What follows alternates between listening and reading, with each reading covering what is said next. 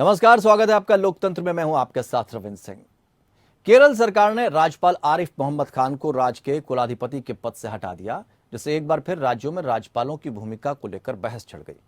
केरल सरकार के समर्थन में कम्युनिस्ट पार्टी ऑफ इंडिया सामने आई है। सीपीआई ने कहा है कि राज्यपाल सिस्टम हमारे देश के लिए उपयोगी ही नहीं। वहीं बीजेपी ने कहा है कि केरल की वाम मोर्चा सरकार संवैधानिक अराजकता पैदा करना चाहती है।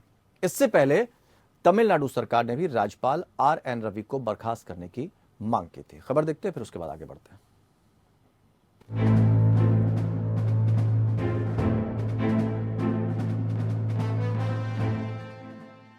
केरल में राज्यपाल आरिफ मोहम्मद खान और 9 कुलपतियों के बीच की जंग ने अब राजनीतिक रूप ले लिया है। केरल की पिनाराई विजयन सरकार ने विश्वविद्यालय नियम में संशोधन कर दिया।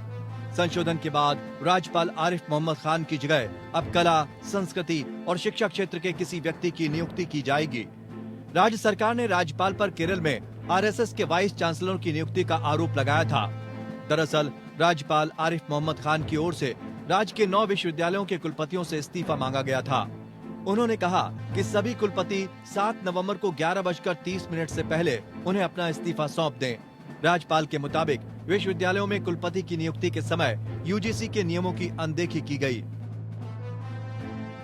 Criticism, there is no problem. Any ordinary Kerala person can criticize me, but those who have been appointed by me, can you criticize your MD? You will have to leave your office. You will have to resign your job.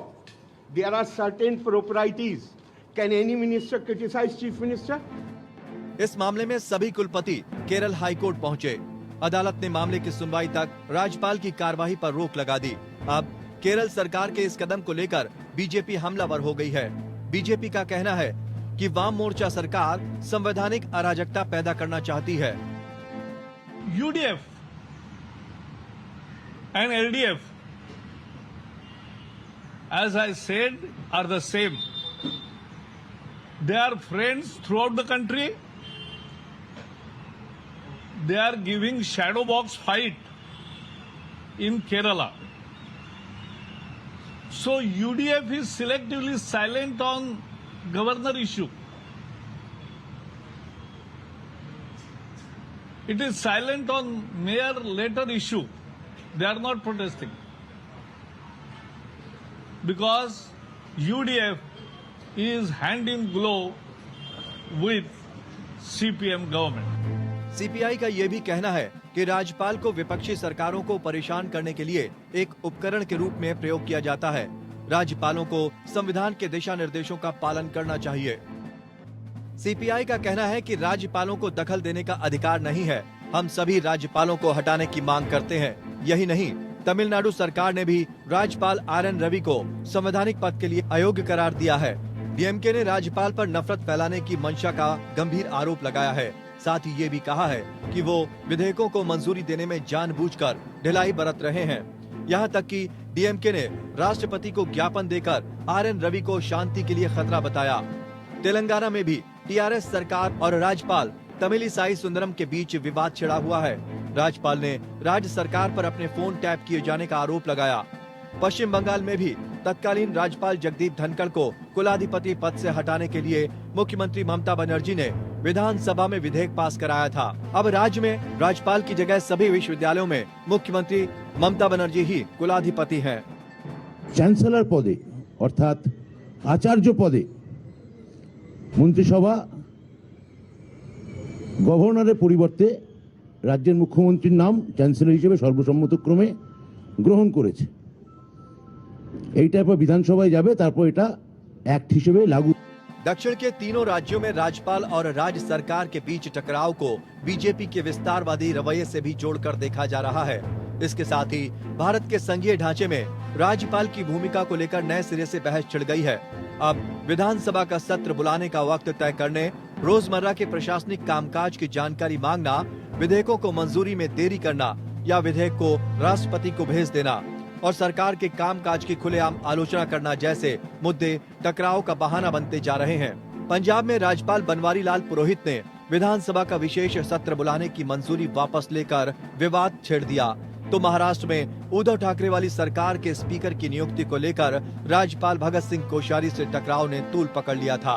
बहरहाल केंद्र और राज्य के संबंधों का अध्ययन करने वाले कई आयोगों ने भी इस बाबत गंभीर सिफारिशें की हैं और राज्यपाल कार्यालय में सुधार के सुझाव दिए हैं, मगर केंद्र उनकी अनदेखी करता रहा है, फिर चाहे सरकार किसी पार्टी की क्यों ना हो। पंची आयोग का कहना है कि राज्य विधानमंडल के पास ये अधिकार होना चाहिए कि वो राज्यपाल के खिलाफ महाभियोग चला सके। राज्यपालों की नियुक्ति प्रक्रिया में मुख्यमंत्रियों को शामिल करने की सिफारिश तो कमोबेश सभी आयोगों ने की है। सरकारी आयोग का मानना है कि जहां तक संभव हो किसी प्रतिष्ठित व्यक्ति को ही राज्यपाल के पद पर नियुक्त करना चाहिए। ये आयोग किसी सक्रिय राजनेता की नियुक्ति के सख्त खिलाफ है। Bureau report, APN।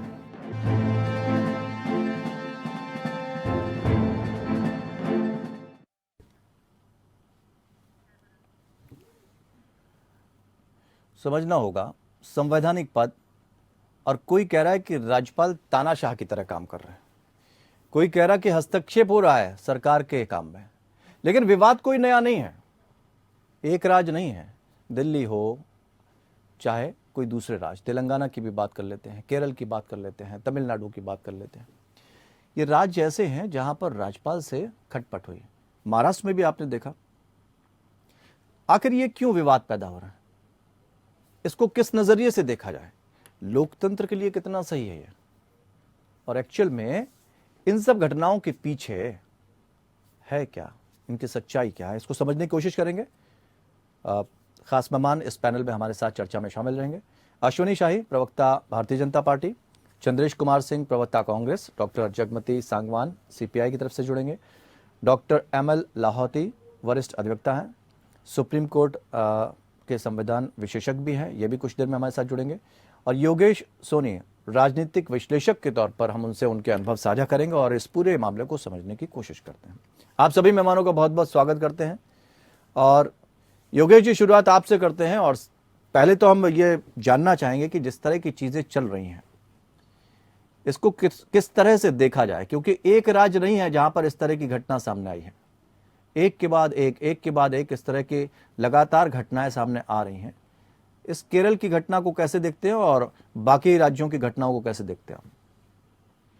जी देखिए, जब परिस्थितियां किसी भी राज्य की बदलने की ओर होती हैं, या इसको ऐसे समझे, अगर हम शुरुआत से करें, सॉरी मैंने बीच में से शुरू करा, कि किसी कार्य को लेकर यदि कोई सरकार चीजें पारित करती है, और मेरे साथ जो बैठे सभी लोग हैं, एक बात से हम दिल्ली से इस बात का उदाहरण उठाते हैं। तो दिल्ली की राजनीति में जब पहली बार राज्यपाल उपराज्यपाल की जब इन लोगों की जब भूमिका सामने आती है, तो तब पता चलता है कि एक्चुअली ये भी एक किरदार होता है जो इन चीजों में हस्तक्षेप कर सकता है। तो यही हम लगातार देखते आ रहे हैं। पिछले दशक भर में लगभग हमने चीज नोट करी है कि सरकार के कुछ फैसलों पर या सरकार की कुछ चीजों पर जो चीजें होती हैं, उसमें अपना वर्चस्व दिखाने के लिए इन पदों का प्रयोग किया जाता है। गलत सही ये बहुत बात की बात है, लेकिन मेरा एक ऐसा मानना है जिसके लिए मैं हमेशा अखबारों में लिखता आता हूँ, बोलता आता हूँ, जब कोई भी किसी चीज की कोर कमेटी बनती है और उसके लिए उन चीजों को आप सामाजिक तौर पे या उसको ऑफिशियली जब आप पारित करते हैं और उसको आप फॉरवर्ड करते हैं, तो उस समय पे उपराज्यपाल को आपको साथ में बिठाना चाहिए। जहां राज्यपाल है वहां जहां उपराज्यपाल है, मतलब संबंधित इन दोनों को ऐसे इस तरीके से इनको बिठाना चाहिए। पूछने का मतलब ये है कि इस तरह की जो घटनाएं सामने आ रही हैं लगातार, जी मतलब ये तक कहा जा रहा है कि राज्यपाल सिस्टम हमारे देश के लिए उपयोगी ही नहीं है। नहीं, बिल्कुल गलत बात। एक्चुअली राज्यपाल की कहानी आप नहीं समझ पाएंगे। किसी भी चीज की निगरानी, एक क्लास में मॉनिटर होता था। आज मैं आपको राज्यपाल की कहानी समझाता हूँ। क्लास में मॉनिटर होता था, वो बच्चों को पढ़ाता नहीं था, वो कुछ नहीं करता था, लेकिन उसकी मॉनिटरिंग होती थी, इसीलिए मॉनिटरिंग जरूरी है। लेकिन क्या था, लोगों को पता नहीं, आम जन को क्या, नेताओं को भी नहीं पता कि उसके अधिकार क्या है, उनके पास शक्तियां क्या है। जब इस पद की कभी नियुक्ति करी गई थी इतिहास में, तो कुछ सोच समझ के की होगी। और जब तो उस समय जनसंख्या भी इतनी कम थी, लेकिन आज जनसंख्या ज्यादा है, लेकिन कहानी क्या, बहुत जल्दी में लोग हैं, अधूरा ज्ञान और आपस में अविश्वास, कहानी फिर वर्चस्व की, कहानी वजूद की, जिसकी वजह से लोग समझ ही नहीं पा रहे कि एक्चुअल में हमें करना क्या है। यही कहानी है जिसकी वजह से हर रोज हम तमाम राज्यों में देखते हैं उनकी क्योंकि जो स्टेट गवर्नमेंट है उनको ये लगता है कि इनकी कोई शक्ति नहीं है, ये इनका हम बात करेंगे, ये अगर हमारी बात को गिरा दे या हमारे किसी ऑर्डर को खारिज कर दे। नहीं, तो आरोप ये लग रहे हैं ना, आरोप ये लग रहे हैं कि राजनीतिक उपयोग हो रहा है। जी जी, देखिए ऐसा होता है, किसी भी चीज की जब प्रामाणिकता नहीं होती तो हम कुछ भी कह सकते हैं। जैसे चुनावों में 2 नंबर का पैसा लगना, फलाना लगना, ये लगना, आज तक कोई पकड़ा क्यों नहीं? अब पकड़ा जाता है तो बाद में वो सरेंडर क्यों नहीं? तो कहानी ये है कि इन सब चीजों को हम मानते हैं, लेकिन समझे कैसे कि इस चीज का दुरुपयोग हो रहा है। ये बात की कोई प्रामाणिकता तो है ही नहीं। जो आपकी अधिकार शक्ति है, जिस चीज पे आप अपने चेक पे साइन करते, दूसरे के चेक पे नहीं कर सकते, ऐसी जो अधिकार शक्ति है वो उसका प्रयोग कर सकते हैं। बशर्ते क्या होता है, दोनों को एक देसी भाषा में कहते हैं, सर से सर मिला के जब तक कोई बात नहीं होती, इधर पता चलता है कि कोई गवर्नमेंट, स्टेट गवर्नमेंट ने ये ऑर्डर पारित कर दिया और फिर पता चला कि उसमें तो उसकी सहमति थी नहीं, या वो चीज गलत थी या सही थी। इसी मारे इन सब चीजों की ये कहानी ही नहीं कि इनका प्रयोग नहीं है या इसका हम यूज नहीं कर सकते। कहानी क्या कि हम इन बातों को समझना नहीं चाहते, और वो जब ना समझते हो आप और जब कहानी वर्चस्व में आती है तो आपस में झगड़े होते हैं और ये कलह खुलती है और ये कलह के रूप में परिवर्तित हो जाती है। ठीक है, अश्विनी शाही जी आपके पास आना चाहेंगे और समझना चाहेंगे कि ये जो कलेश आ रहे हैं एक राज्य में नहीं है। अब ये कहा जा रहा है कि राज्यपाल की जरूरत नहीं है, और दूसरी तरफ कई दल ये भी आरोप लगा रहे हैं कि तानाशाह है राज्यपाल। एक संवैधानिक पद जिसका हम बड़ा सम्मान करते हैं और हर जगह सम्मान है, जैसे राष्ट्रपति वैसे प्रदेश में राज्यपाल, उसके बाद इस तरह की खबरें सामने आना, ये मुझे तो नहीं लगता लोकतंत्र के हिसाब से सही है। आप किस नजरिए से देख रहे हैं इसको? प्रवीण जी देखिए, ये सवाल उठा कौन रहा है, सबसे बड़ा प्रश्न, ये सवाल उठा कौन रहा है। ठीक, राज्यपाल, आपने संवैधानिक कहा, राज्यपाल संवैधानिक अध्यक्ष होता है प्रदेश का, और सुप्रीम कोर्ट ने 79 में एक फैसले में कहा था कि राज्यपाल कार्यालय केंद्र सरकार के अधीन रोजगार नहीं है, यह एक स्वतंत्र संवैधानिक कार्यालय है। ये बहुत महत्वपूर्ण लाइन कहा था 79 में, तो उस पर कोई विचार नहीं कर रहा और आजकल हटाने की बात कर रहे हैं। मैं कुछ वाकई और याद दिलाना चाहता हूं, थोड़ा सा पीछे ले चल के 59 से शुरुआत हुई थी। नंदमुरी पाद मुख्यमंत्री थे वही केरल के, जहां पर यह विवाद शुरू हुआ। ठीक, और राज्यपाल BR राव, उस समय भी शिक्षा विधेयक को लेकर तकरार हुई थी। ये 59 में केरल के वामपंथी सरकारों के बीच में ये चीजें उस समय थी, और बाद में सरकार बर्खास्त की गई। सरकार को कांग्रेस ने बर्खास्त किया, कांग्रेस की गवर्नमेंट थी उस समय, मैं और कुछ नहीं कह रहा। 80 में आ जाते हैं। ठीक है, मुख्यमंत्री फिर EK नयनार, इच्छा के विरुद्ध राज्यपाल ज्योति वेंकट चलन थे, उन्होंने VC की नियुक्ति कर दी, जबकि कुलाधिपति वो होते हैं। नियुक्ति की एक लिस्ट जाती है, सूची जाती है। सिस्टम यह है, UGC का जो नियम है वो राज्यपाल और उसको पालन करना है। उसमें एक सूची जाएगी, 2-3 नामों की सूची जाती है, और उसके बाद उसमें से एक नाम माननीय महामहिम राज्यपाल वो करते हैं। तो ये चीजें जो है 80 में हुई। उसके बाद 82 में देवीलाल सरकार के खिलाफ GD तवासे थे, तब विवाद हुआ था। फिर 84 में NTR की सरकार को महामहिम राज्यपाल से बर्खास्त करवा दिया गया, जब वो हार्ट की सर्जरी के लिए गए थे। तो ये विवाद बहुत पूरा आ रहा है। बंगाल में ज्योति बसु के और राज्यपाल AP शर्मा का विवाद रहा। फिर राज्यपाल धर्मवीर ने तो वहां उनका वो भी नहीं पढ़ा, अभिभाषण भी सरकार का नहीं पढ़ा उन्होंने। ठीक है, तो ये भी एक मुद्दा आया था। ठीक है, तो आज जो केरल में मुद्दा आया है, किसमें अचानक इन लोगों को राज्यपाल हटाने की बात क्यों कहने लगे? हाँ, लेकिन ये इन सब चीजों से सीख भी तो ली जानी चाहिए। सरकारों ने सीख क्या ली? क्योंकि ये मामले लगातार बढ़ते जा रहे हैं। डॉक्टर ML लाहौटी जो वरिष्ठ अधिवक्ता हैं और सुप्रीम कोर्ट संविधान विशेषज्ञ भी हैं, वो हमारे साथ जुड़ गए हैं। बहुत बहुत स्वागत करते हैं सर आपका।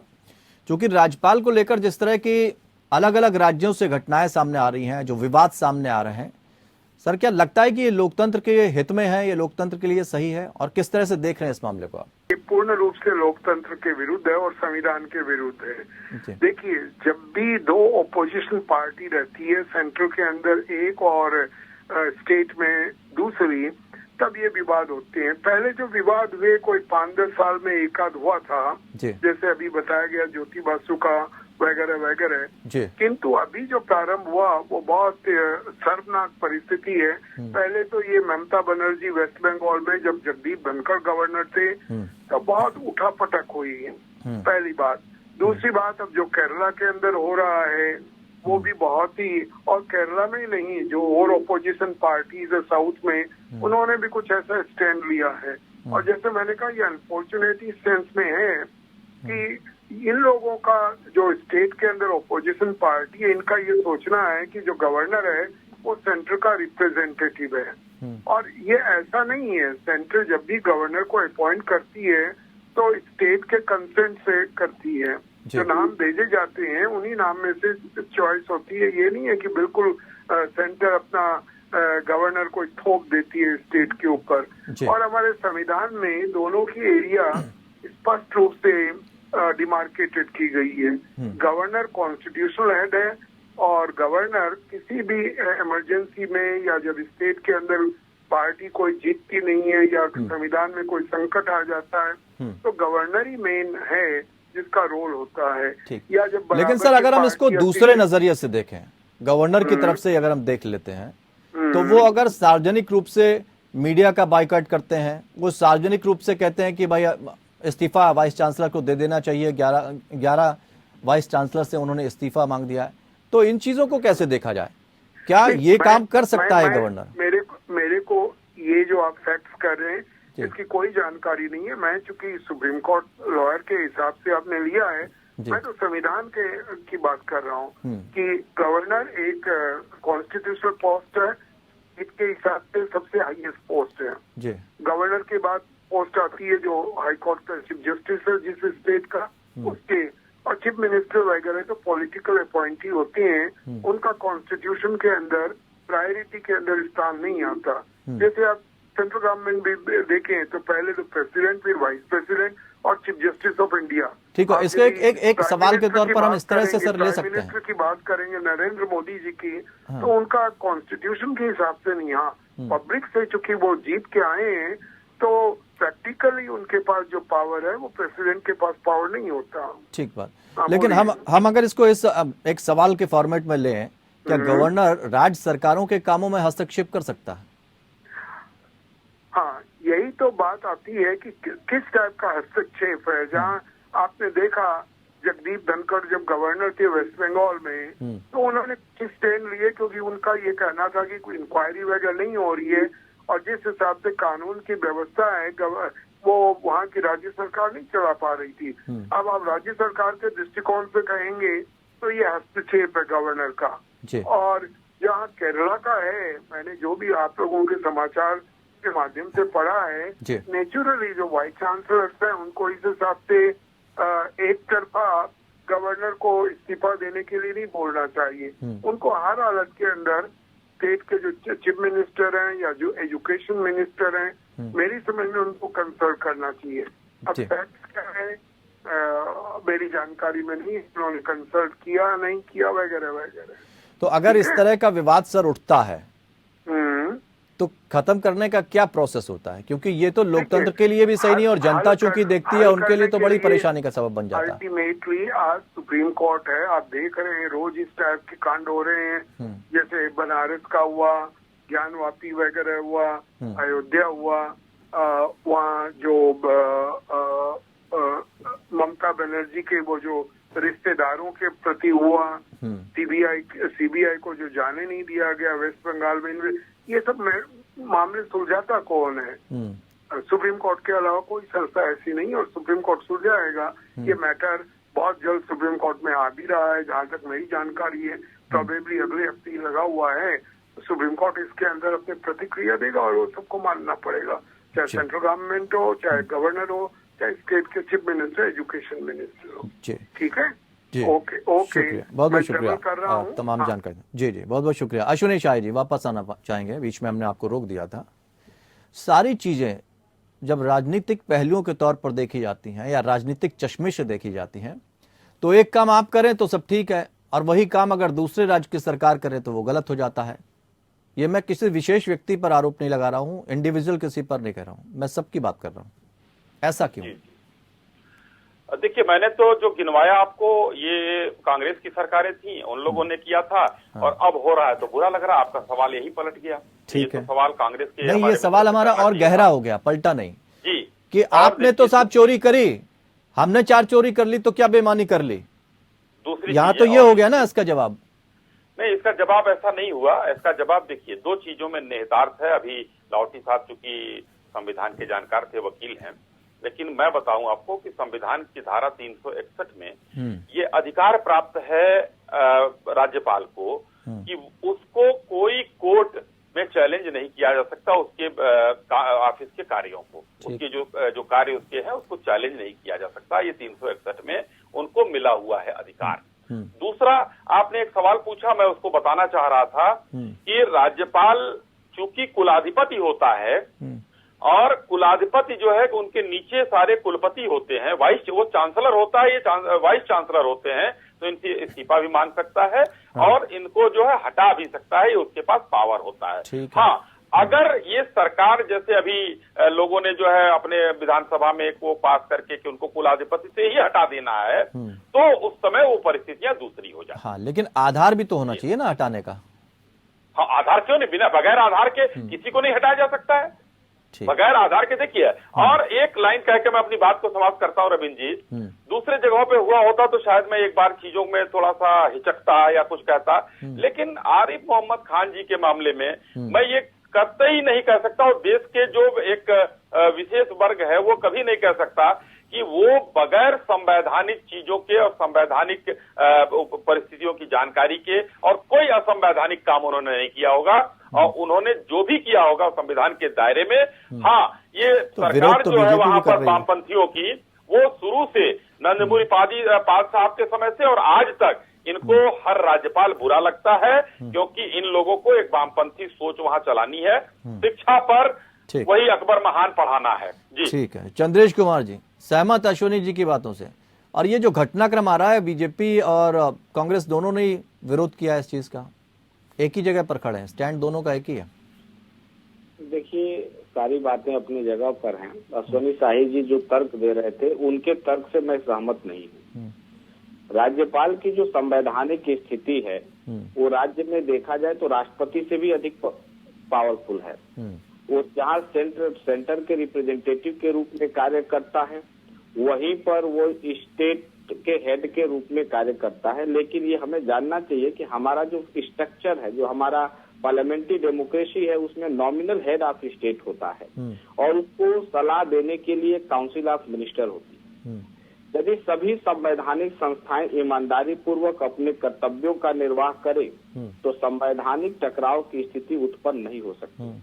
लेकिन तब समस्या आती है जब राज्यपाल केंद्र सरकार के इशारों पर कार्य करने लगता है और वह यह भूल जाता है कि वो राज्य का नॉमिनल हेड है, तो समस्याएं उत्पन्न होना स्वाभाविक है। तो आपको ऐसा क्यों लग रहा है, आपको ऐसा क्यों लग रहा है कि केंद्र के इशारों पर राज्यपाल काम कर रहे हैं? कोई तो वजह होगी ना उसकी। मैं एक उदाहरण देता हूँ आपको। उत्तर प्रदेश में अखिलेश यादव जी की जो सरकार थी, उस समय तो हम लोग थोड़ा सा भी राजनीति में नहीं आए थे, तो एक राज्यपाल हुआ करते थे, वो महाराष्ट्र से संबंध रखते थे। तो वो रोज कोई न कोई बयान मीडिया में देते थे, रोज कोई न कोई बयान देते थे, रोज बयान देते थे, जैसे लगता था कि मतलब वो अपोजिशन के लीडर हो गए हैं। और जैसे ही सरकार बदली, उस तरह की कोई भी घटना घटती थी, उनका कोई बयान नहीं आता था। इस चाल और चरित्र को गंभीरता से हमें समझना होगा कि राज्यपाल राज्य में पैरेलल सरकार चलाने के लिए नहीं होते हैं, और यदि कोई भी राज्यपाल स्टेट में पैरेलल सरकार चलाने की कोशिश करेगा तो राज्य में संवैधानिक टकराव की स्थिति उत्पन्न होगी। जब संविधान कहता है कि नॉमिनल हेड ऑफ स्टेट है और आपको सलाह देने के लिए काउंसिल ऑफ मिनिस्टर है, तो सामान्य परिस्थितियों में तो आप मंत्रिपरिषद की सलाह से कार्य करेंगे ना। हाँ, लेकिन राज्यपाल को अगर आपकी कुछ नीतियां गलत लगती हैं या आपकी कुछ बातें गलत लगती हैं, वो उस पर इंडिकेट करते हैं, कोई बिल लाते हैं, प्रस्ताव लाते हैं, तो उस पर फिर आपकी जुबान क्यों पलट जाती है? उससे हम सहमत नहीं हैं, इस आधार पर सहमत नहीं है क्योंकि राज्यपाल की भूमिका, जैसे विशेष राज्य जो हैं, स्पेशल स्टेट आर्टिकल 371 के तहत जो आते हैं, भाग 21 में जो राज्य है, यहाँ पर या 5th या 6th शेड्यूल में जो अनुसूचित और जनजातीय क्षेत्र आते हैं, वहाँ राज्यपाल की काफी महत्वपूर्ण भूमिका है। हाँ, एक बात जरूर है कि यदि आर्टिकल 256, 257 का कहीं उल्लंघन हो रहा है तो केंद्र सरकार आर्टिकल 356 के तहत राज्य में कार्रवाई कर सकती है। लेकिन सामान्य परिस्थिति में राज्यपाल को भी ये ध्यान रखना चाहिए और केंद्र को भी ये ध्यान रखना चाहिए कि वो राज्य के सूची के जो विषय हैं या राज्य के जो अधिकार हैं, उस मामले में हस्तक्षेप न करें। समस्या वहां उत्पन्न होती है जहां केंद्र राज्य के विषय में हस्तक्षेप करना शुरू कर देता है, राज्यपाल तो वो तो कह रहे हैं इसकी शुरुआत किसने करी? नहीं देखिए, अश्विनी शाही जी कह रहे हैं, कोई ऐसा तो है नहीं, पहली बार हो रहा। अश्विनी शाही जी को जो कहना है अश्विनी शाही जी कहें, और अश्विनी शाही जी की बातों को हम उतनी गंभीरता से नहीं, वो तो कह रहे हैं आपने किया है ना, इसलिए बोल रहे हूँ। देखिए अभी क्या है कि भारतीय जनता पार्टी के जो चाल और चरित्र हैं वो एक तरह से सेंट्रलाइज फेडरलिज्म की तरफ या यूनिटरी फेडरलिज्म की तरफ आगे बढ़ रहे हैं। तो उसको रास्ता किसने दिखाया? ये टकराव की स्थिति, उसको रास्ता किसने दिखाया? दे रहा हूँ, ये टकराव की स्थिति उन राज्यों में क्यों नहीं उत्पन्न हो रही है जहाँ केंद्र और राज्य। ठीक है, आपकी बात मान ली, मैं तो ये कह रहा हूँ कि उनको रास्ता दिखाया किसने? और मैं एक बात बताऊं, 1967 से 71 के फेज को यदि आप देखें, जहां पर कांग्रेस थोड़ी कमजोर हुई और 17 राज्यों में से 9 राज्यों में अपोजिशन की सरकारें बन के आई, तब ये लोग भी सड़क पर उतर कर कहे कि राज्यपाल सिस्टम ठीक नहीं है। नहीं, वो एक अलग मंथन का विषय है, वो तो आपको मंथन करना है, करते रहिए। राज्यपाल, लेकिन ये है कि शुरुआत तो आपने करी ना कहीं कुछ चीजों का उल्लंघन किया, जिसका सहारा लेके बीजेपी आज आपको बता रही है। मैं बता रहा हूँ आजादी के बाद आईना दिखा रही है ना। राज्यों में, बहुत सारे राज्यों में ऐसी परिस्थितियां उत्पन्न हुई जो हमारे संघीय ढांचे पर प्रहार कर रही थी, और जहां लगा कि देश की एकता और अखंडता के लिए कार्रवाई करना उचित है, वहां हमने किया। लेकिन एक राज्यपाल अचानक से रात को सोए और सुबह उठे और विभिन्न राज्य विश्वविद्यालयों के मुख्यमंत्रियों का इस्तीफा मांग ले, तो मुझे लगता है कि यह सिर्फ डिस्टर्बिंग एलिमेंट के रूप में किया गया कार्य है। इसके अंदर कोई संवैधानिकता नहीं है, और इतनी सामान्य परिस्थिति में राज्यपाल को मुख्यमंत्री से कंसल्ट करना चाहिए। मुख्यमंत्री के सलाह के बिना ये निर्णय लेना कहीं से भी संवैधानिकता नहीं है। हम भी कानून के विद्यार्थी रहे, इतना तो हमें भी मालूम है कि किस आर्टिकल के तहत और कहां और क्या प्रयोग कर सकते हैं। मैंने सिंपल 2 ही बात कहा कि आप सेंटर के जो है रिप्रेजेंटेटिव, मतलब हम करें तो जायज और आप करें तो नाजायज, यही तो हो जाती है ना बात, है ना? और सीधी सी बात है। डॉक्टर जगमती सांगवान, ठीक है, आते हैं आपके पास। डॉक्टर जगमती सांगवान जी, सीपीआई समर्थन कर रही कि राज्यपाल सिस्टम की तो जरूरत ही नहीं हमारे देश में, उपयोगी नहीं है। देखिए ये जो अजीब सी नहीं लग रही बात आपको? जिसमें पूरा राज्यपाल और राज्य सरकारों के बीच में जो विवाद उत्पन्न हो रहे हैं, इसका मूल कारण हमें समझना पड़ेगा। और इसका मूल कारण ये है कि केंद्र की सरकार जो है, अभी वो सवाल नहीं है आपसे सवाल ये है कि जिस तरह से अभी सवाल ये है कि राज्यपाल सिस्टम हमारे देश के लिए उपयोगी नहीं है, इसका जवाब दीजिए। हाँ, इसका जवाब यही है ना कि जब आप सेंट्रलाइजेशन की तरफ पूरे संविधान और पूरे देश की संस्थाओं को खींचना चाहते हैं, जिसकी संविधान इजाजत नहीं देता, तो वहाँ पे कॉन्फ्लिक्ट की जगह निकलती है। और उसमें जब कॉन्फ्लिक्ट की जगह निकलती है तो राज्य जो है वो किसी के मातहत नहीं है। राज्यों की भी अपनी संप्रभुताएं हैं, और विधानसभाएं जो हैं वो भी अपना काम करने का रास्ता तो उनको मजबूरी में निकालना पड़ेगा। ठीक है, तो एक पक्ष उसमें समझदारी दिखाकर कम से कम ये कर सकता था ना कि अगर आपने ऐसा किया तो क्यों किया, कम से कम आपस में बैठकर बातचीत तो हो जाती। जो राज्यपाल का पद है बहुत ही गरिमामयी पद है, और बहुत ही गरिमा के साथ उनको राज्यपालों को आचरण करना चाहिए। ये नहीं कि सरकार के जो भी काम है उनमें अड़ंगे डाले। अब ये केरला में आप कह रहे मंत्री को हटाएं, चीफ मिनिस्टर को कह रहे, ये बहुत ही बचकानी बात है। आप जो मंत्री ने कहा क्या, मंत्री ने यही कहा कि भी आप अगर बिल से सहमत नहीं है तो उसको आप निश्चित समय सीमा के तहत वापस कर दीजिए, और आप उसको अपने पास दबा के नहीं रख सकते, उससे काम सफर होते हैं। तो ये तो कोई ऐसी आपत्तिजनक बात नहीं है। अश्विनी शाही जी हैं भारतीय जनता पार्टी से हमारे साथ जुड़े, वो जवाब देना चाह रहे हैं आपकी बात। अश्विनी शाही जी, सवाल ये है कि बिल को दबा के क्यों रखा जाता भाई? वो आप काम रोक रहे हैं ना, रोड़ा अटका रहे हैं। डॉक्टर सांगवान ने जो कहा, संविधान में ये व्यवस्था है कि सिग्नेचर के लिए दोनों सदन अगर करता है, सरकार ने कोई प्रावधान भेजा तो महामहिम को सिग्नेचर उस पर करना है, लेकिन महामहिम उसको जितना दिन चाहे रोक सकते हैं। आपके उससे फिर काम रुकेगा, फिर सरकार का आप समय सीमा में वापस लौटाना होता है। वो आपकी आवाज चली गई है अश्विनी जी, म्यूट हो गए शायद आप। जी हम ये कह रहे थे, डॉक्टर जगमती जी वो कह रहे हैं कि ये तो राज्यपाल के अधिकार क्षेत्र में है कि वो कितने दिन तक उसको रोक सकते हैं। देखिए जी, जो राज्यपाल के जो अधिकार क्षेत्र है, जस्टिस सरकारिया कमीशन के भी रिकमेंडेशंस है, जस्टिस MM पुलसी जो 2007 में जो आयोग बनाया गया था, उसमें भी उसकी भी रिकमेंडेशन है कि आप या तो उसको रिजेक्ट कर दीजिए, स्वीकृति प्रदान नहीं करते हैं, या फिर आप उसको एक समय के तहत जो है वापस कर दीजिए, ताकि राज्य की सरकार जिसकी मदद करने के लिए आपको भेजा गया है वहाँ पे काम को और बेहतर संवैधानिक तरीके से आप उसके बीच में बाधा ना बने। तो वो प्रावधान जो है उनका ध्यान रखना पड़ेगा। हाँ, जुड़ गए अश्विनी जी, जुड़ गए हमारे साथ, उनका जवाब ले लेते हैं पूरा। उपेक्षा की जाएगी तो दिक्कतें आएंगी। अश्विनी जी, कितने समय तक रोक सकते हैं? मैक्सिमम तो समय सीमा तय है ना, कि इससे ज्यादा आप नहीं रोक सकते हैं। अश्विनी जी, आवाज पहुंच रही ना? चलिए योगेश जी, ये जो वार्तालाप चल रहा है वो कह रहे हैं कि समय सीमा की बात कर रहे हैं कि कितने भी समय तक रोक सकते हैं, तो ऐसा तो संभव नहीं है। फिर तो कानून जितने मामले हैं सब रुक के रह जाएंगे, अटक जाएंगे। ऐसे तो ना तो सरकारें काम कर पाएंगी और ना राज्यपाल काम करने देंगे, एक अलग छवि बनेगी। म्यूट पे है तर्ज पे काम होगा। जी जी, ठीक है ठीक है, बोलिए बोलिए। मुझे लगता है जिसकी लाठी उसी की भैंस के तर्ज पे काम होगा। दरअसल क्या है कि आजकल की जो चीजें हैं, जनरेशन है, ये जो हाल ही में नेता है, ये मुझे लगता है कि उतनी शिक्षा प्राप्त करे हुए नहीं होते हैं, मतलब उनको उतना ज्ञान, उन चीजों की जानकारी नहीं होती। ये पर्टिकुलर में किसी पार्टी के लिए नहीं कह रहा, तमाम जितने दल हैं उनको इस क्षेत्र की जानकारी बहुत कम होती है। और जिस चीज को कोई जैसे ये मैंने फिर कहा, जैसे पिछले जंग में दिल्ली की लड़ाई के बाद ये सब कुछ सामने आता है। चलिए गैर बीजेपी शासित राज्य, इसमें दिल्ली भी है, पश्चिम बंगाल के तमाम है, तो यहाँ पर कोई भी चीज अगर बदलाव की और या उसमें कुछ चेंजेस होते हैं तो उसमें कहानी उस पर ले ली जाती है कि यहाँ अलंगा दिया जा रहा है। अगर देखिए सेम स्टेट वही गवर्नमेंट है और दिया जा रहा है कि आप कंसंट्रेट करना चाहते हैं सारी पावर्स को सेंटर के हिसाब से, तो राज्य के अपने अधिकार। डॉक्टर जगमती सांगवान जी, डॉक्टर जगमती सांगवान जी, तो ये लगता है, एक मिनट सोनी जी, एक मिनट सोनी जी, क्योंकि जगमती सांगवान जी बीच में आए हैं। जगमती सांगवान जी हमारे साथ योगेश सोनी जी जो इस वक्त अपनी बात रख रहे हैं, वो राजनीतिक विश्लेषक के तौर पर हमारे साथ जुड़े हुए हैं, वो अपनी बात रख रहे हैं, फिर हम आपके पास आते हैं उनके बाद।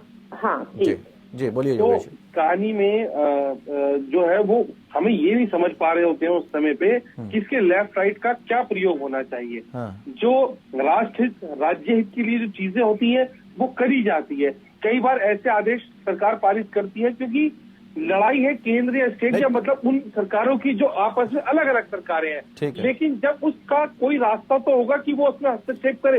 वो माध्यम होता है राज्यपाल का, वो माध्यम होता है उन सब चीजों को कि उसके करके बदलाव कर सकते हैं। लेकिन क्या है, हम पुराने इतिहास की अगर हम, जैसे मेरे साथी मित्रों ने दोनों पार्टियों ने पुराने इतिहास के हवाले से तमाम ऐसे उदाहरण है। कांग्रेस की सरकार में दिल्ली हमने देखा, बाकी और जगह नहीं, तो इतिहास के पन्नों से हम उदाहरण दें या सीख लें? देखिए हमें निश्चित तौर पर सीख लेनी चाहिए। अगर उदाहरण देकर सीख नहीं लेंगे तो क्या होगा कि कहानी को विलन के रूप में पेश करा जाएगा और यही होता है। तो अपने अपने नजरिए से सीख ले लेंगे ये लोग। तो देखिए सीखना इनको लेनी पड़ेगी, क्योंकि ये लोग क्या है कि बिना ज्ञान के जब आगे चीजों को फॉरवर्ड करते हैं, इसका कुप्रभाव जो पड़ता है रविंद्र भाई वो जनता पे पड़ता है। नहीं, लोगों को ये थोड़ा सा रोकेंगे योगेश जी, थोड़ा सा रोकेंगे। ज्ञानवान कौन नहीं है? ज्ञान की बात है जनता। एक मिनट जगमती जी, इनको थोड़ा समझना पड़ेगा। जगमती जी एक मिनट, राज्यपाल के स्तर पे रिक्वायर्ड है। डॉक्टर जगमती जी एक मिनट, वो ज्ञानी नहीं है जितना। नहीं, सवाल ये नहीं है ना, सवाल ये है कि अननोन कौन है, किसको जानकारी नहीं है। वो किसी मंत्री को हटाने का आदेश मुख्यमंत्री को दे नहीं सकते हैं, लेकिन वो दे रहे हैं आपके सामने, तो इसका मतलब ज्ञान राज्यपाल के पास। लेकिन ये टकराव की स्थिति बनती क्यों है? ये है समस्या। ये भी तो कहा जा रहा है कि अपने पसंदीदा वाइस चांसलर को जाकर वहां पर बैठा दीजिए, उसके बाद अपना अपना उल्लू सीधा कर ले। जी नहीं, ऐसा नहीं है। आरोप तो भाई दूध का धुला तो कोई है नहीं ना। एजुकेशन है, राज्यपाल। डॉक्टर जगमती को जवाब दे लूं रविंद्र जी अगर इजाजत हो। ठीक है, अश्विनी जी की बात के लिए बात करते। एक मिनट जगमती जी, अश्विनी जी आपकी बात का जवाब दे रहे हैं, उनकी बात अधूरी रह गई थी, फोन कट गया था उनका। देखिए सुप्रीम कोर्ट ने एक महिला उप कुलपति को हटाया था उस नियम में कि यूजीसी के नियमों का पालन नहीं हुआ था। उसी आधार पर माननीय महामहिम राज्यपाल ने जो सूची मांगी थी, सूची नहीं गई थी। मैंने पहले भी इस चीज को कहा रविंद्र जी, और जगपति जी नहीं जुड़ी थी, सिर्फ एक नाम भेजा गया था, यानी कि माननीय मुख्यमंत्री जी कुलाधिपति के समक्ष मनमानी कर रहे हैं कि ये नाम मैं भेज रहा हूं, इसको आप संतुष्ट करके भेज दीजिए। वो वहां पर सूची मांगने के लिए रोका गया था। ये पहली चीज। दूसरी चीज, कि अनुच्छेद 200 के विधेयकों पर अनुमति का जो अनुच्छेद 200 में जो व्यवस्था की गई है, मैं उसको पढ़ के बता देता हूं। जब कोई विधेयक राज्य की विधानसभा द्वारा या विधान परिषद वाले राज्य में विधानमंडल के दोनों सदनों द्वारा पारित कर दिया गया है, तब वह राज्यपाल के समक्ष प्रस्तुत किया जाएगा और राज्यपाल घोषित करेगा कि वह विधेयक पर अनुमति देता है या अनुमति रोक लेता है, अथवा वह विधेयक को राष्ट्रपति के विचार के लिए अपने पास अनिश्चित काल के लिए आरक्षित भी कर सकता है। ये संविधान की अनुच्छेद 200 में है। ये राज्यपाल के अधिकार में, आप इसको कोई भी पढ़ सकता है, मैंने नहीं लिखा है, ये अपने भारत का संविधान बोलता है। नहीं, सवाल ये है ना सर कि गैर बीजेपी शासित राज्यों में इस तरह की घटनाएं बढ़ रही हैं, और क्यों हो रही हैं? निशाना इस तरफ भी है, उसको भी आप समझिए। ये निशाना तो क्योंकि उनका विरोध है। अब देखिए, बीजेपी शासित राज्यों में अच्छा, ये जो राज्यपाल सूची जाती है, दरअसल कई जगह ऐसी बातें भी आई हैं कि जब ऐसे ऐसे काम हुए जिसकी उम्मीद नहीं थी कि राज्यपाल वो काम कर देंगे, 5:30 बजे सुबह उठकर शपथ दिलवा देंगे। एक बयान ऐसा आ जाएगा कि ठीक है, यहाँ फला जगह के लोग, फला स्टेट के लोगों की वजह से ही पैसा आ रहा है, महाराष्ट्र में रात को ही दिलवा दी। ठीक है डॉक्टर साहब सुन लीजिए थोड़ा सा, महाराष्ट्र में दिलवा दिया। अब आप जरा तर्कों से और संवैधानिक व्यवस्थाओं में काट दीजिए। गोवा की तरफ जरा चले जाइए। मुख्यमंत्री नहीं रविंद्र जी, राज्यपाल को मुख्यमंत्री को नियुक्त करने का अधिकार नहीं है। डॉक्टर जगपति सांगवान जी काट दें, रविंद्र जी काट दें, चंद्रेश भाई काट दें या योगेश जी काट दें कि राष्ट्रपति महामहिम राज्यपाल को मुख्यमंत्री नियुक्त करने का अधिकार नहीं है। वो 5:30 बजे सुबह हो या 12 बजे रात में हो। रमेश भंडारी ने जगदम्बिका पाल को कब शपथ दिलाई थी, याद है सबको? उत्तर प्रदेश में। ये भी तो है। देखिए, तो उस आधार पर फिर उस आधार पर किसी भी तरह से कोई भी काम कभी भी कर लिया जाए। लड़ाइयाँ हैं, जबरदस्ती की लड़ाइयाँ हैं। ठीक है चंद्रेश, सारी चीजें जिनकी गंभीरता से समझने की नहीं चंद्रेश जी, कांग्रेस ने इतने रास्ते दिखा दिए हैं, ऐसा तो नहीं कि ये पहली बार हो रहा है। दरअसल सवाल ये खड़ा करता है, बीजेपी तो हमेशा यही कहती कि कांग्रेस ने ऐसा किया था, हमने कर दिया तो कौन सा गुनाह कर दिया। तो दूसरों के दाग दिखा के आप अपने दाग छुपा लेंगे क्या? और आपको इसीलिए तो कांग्रेस को हटाया, इनको लेके आए। अब ये अपने दाग छुपाने के लिए दूसरों के दाग क्यों एक नाम भेजा, सूची क्यों नहीं भेजी? कि राज्यपाल संवैधानिक मामलों में राज्य में राष्ट्रपति से भी अधिक शक्तिशाली है। और यदि तमाम विषयों को आप कानून के नजरिए से देखना चाहेंगे तो बहुत सारे ऐसे विषय एक सरकार ऐसी बताइए जो बिल्कुल कानून के नजरिए से ठीक चलती हो। अब मैं आ रहा हूँ। दूसरी चीज, हमें संसदीय व्यवस्था की व्यवहारिकता को समझना चाहिए और उस व्यवहारिकता के अनुरूप व्यवस्था चल रही है या नहीं चल रही है, ये भी हमें समझने की आवश्यकता है। अच्छा, ये चीजें तब आती है जब आप विपक्ष में बैठे होते हैं। नहीं, हम पक्ष में थे तब भी समझ में आती है, पक्ष में होते हैं तब नहीं आती ये बातें ध्यान समझ में आती हैं। भाई आश्विन जी अभी सरकार बर्खास्त करने का अधिकार चंद्रेश भाई आपके नाम है। यही आश्विन साहिब और केरल की सरकार पहली थी। सुनिए, ये आश्विन साहिब जी वही हैं की कोशिश किए थे। तो भैया ये भारतीय जनता पार्टी के चाल चरित्र में बहुत दोष है। मैंने क्या कहा कि भारतीय जनता पार्टी के जो राज्यपाल है, जहाँ जहाँ भाजपा की सरकार नहीं है, नहीं, ये गलत लाइन गलत है। भारतीय जनता पार्टी के राज्यपाल नहीं होते हैं। नहीं, सुनिए, चंद्रेश भाई शब्दों पर आपत्ति है, शब्दों पर आपत्ति है।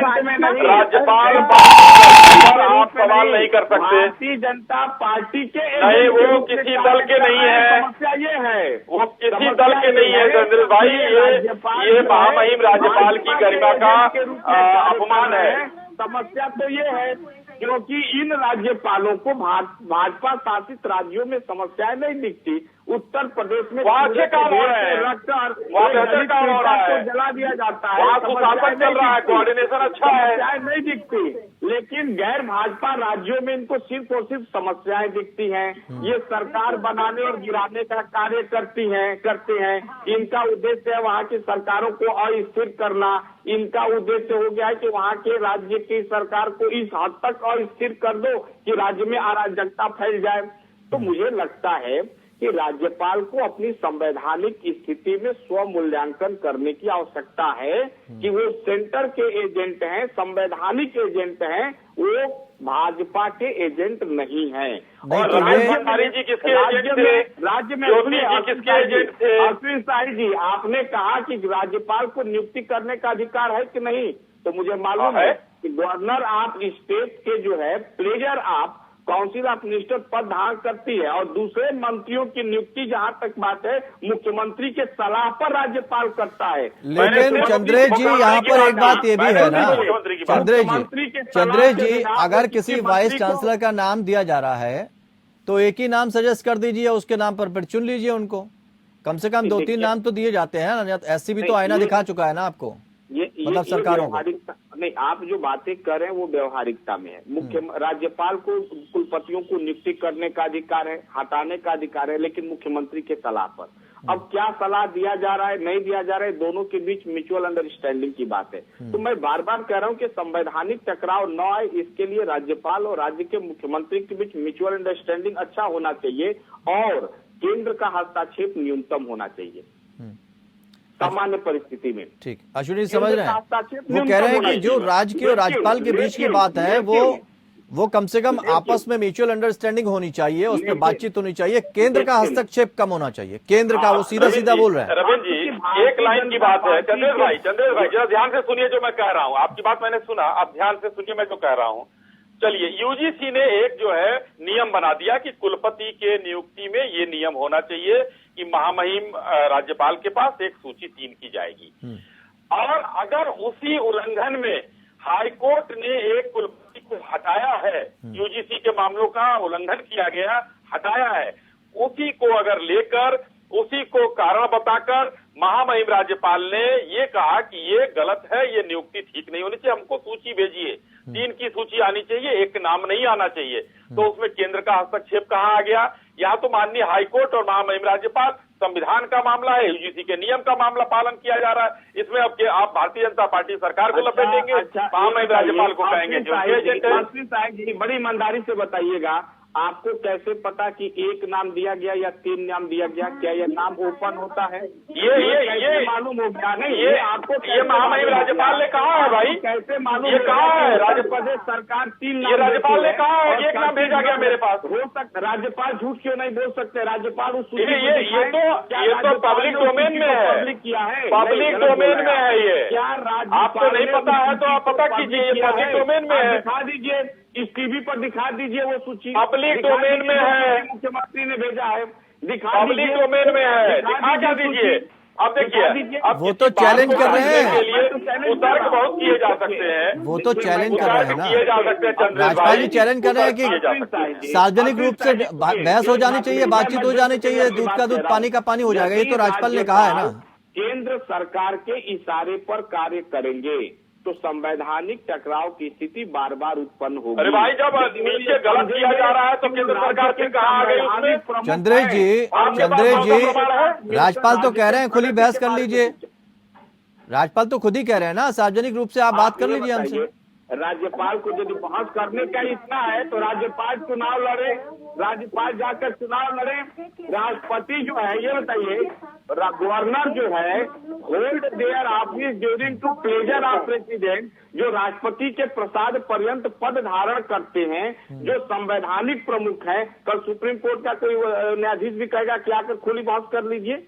संवैधानिक पद की गरिमा का ख्याल उनको होना चाहिए, उनको खुली नहीं तो ये सारी गरिमा राज्यपाल के हित में है। चंद्रेश भाई सुन लीजिए, मुख्यमंत्री बने, मैंने एक उदाहरण दिया था अरविंद जी, है चंद्रेश जी थोड़ा शांत हो जाइए, ब्रेक लगाना सीखिए चंद्रेश भाई। ठीक है, चंद्रेश जी जवाब दे रहे हैं आपकी बात का, सीखिए चंद्रेश भाई, थोड़ा ब्रेक लगाना सीखिए, जवाब दे रहे हैं सुनिए। नहीं, हमारे ब्रेक है, आप अपनी नियत पर ब्रेक लगाना सीखिए। चंद्रेश जी जवाब दे रहे हैं, जवाब सुन लेते हैं चंद्रेश जी।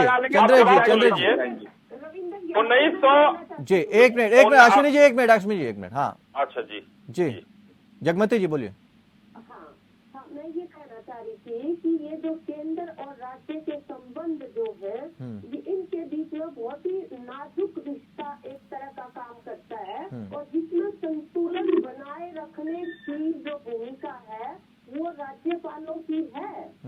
आप अगर उसका उल्लंघन करते हैं तो निश्चित रूप से वहाँ पे समस्याएं आएंगी।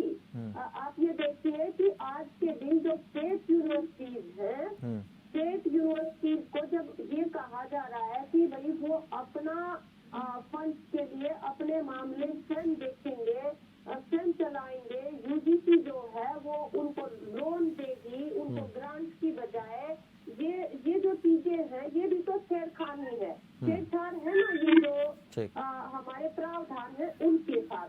जब आप उन प्रावधानों के साथ जो लेड आउट है वो छेड़छाड़ करेंगे अगर, तो निश्चित रूप से राज्य सरकारों को भी अपना काम चलाने के लिए रास्ते तो निकालने पड़ेंगे।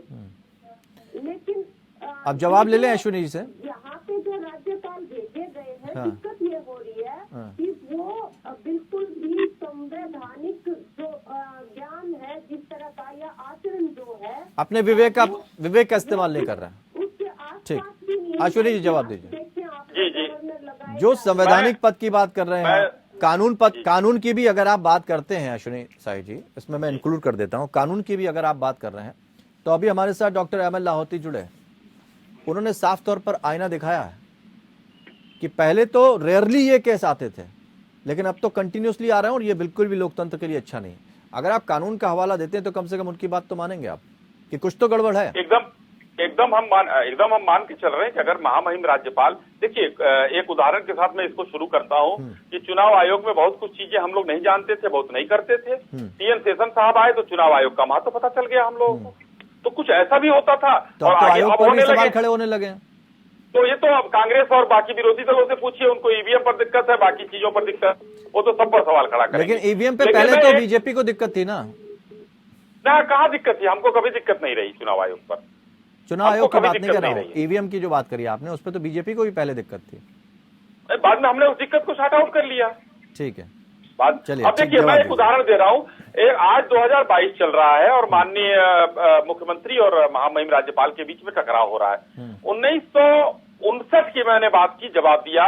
ई नंदपुरी पाद जी मुख्यमंत्री थे और वहां के जो राज्यपाल थे वो BR राव थे। दोनों लोगों के बीच में शिक्षा विधेयक को लेकर बवाल हुआ, आज भी शिक्षा को लेकर बवाल है। देखिए राज्यपाल जी न उस समय शिक्षा से हटे थे क्योंकि कुलाधिपति है वो, और न आज हटे हैं, वो कुलाधिपति हैं। तो अब उस समय सरकार को बर्खास्त कर दिया गया था। सरकार को बर्खास्त क्यों किया गया होगा?